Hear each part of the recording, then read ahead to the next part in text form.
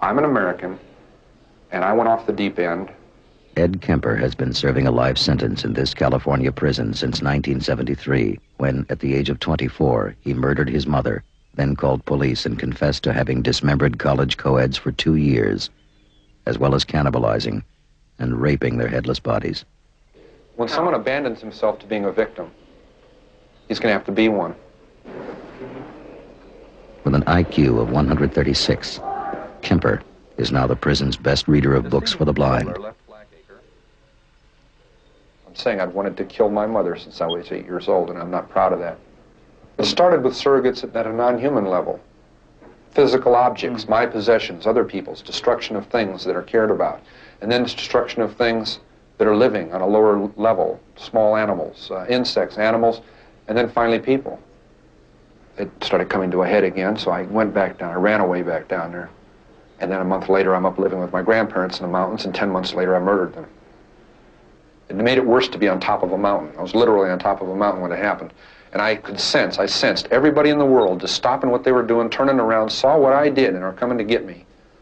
And I knew I was paranoid at that moment. I knew anybody that came up there and gave me a funny look or a fishy eye or quizzical look, I'd have blown their brains out thinking they were coming to get me. And if it had been in a city, I would have been a mass murderer at age 15.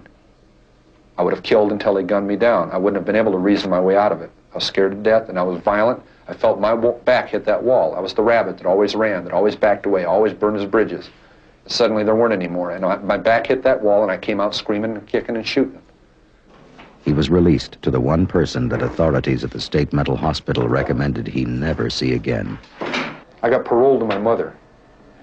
Atascadero decided that I didn't never need to talk to her again at all.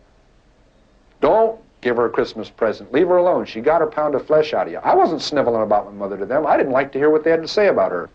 She went through 3 husbands like a hot knife through butter. 4 months after I was out, I was back into the fantasy bag.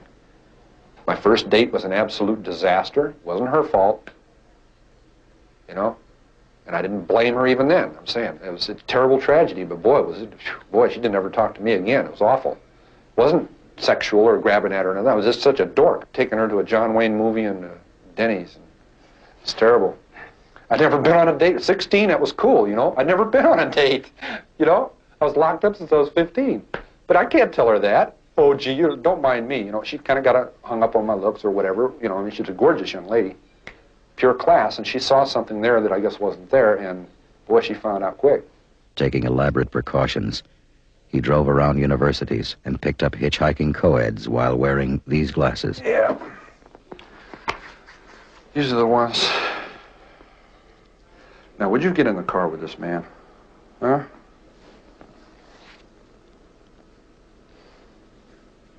The state has made me much more credible as a human being.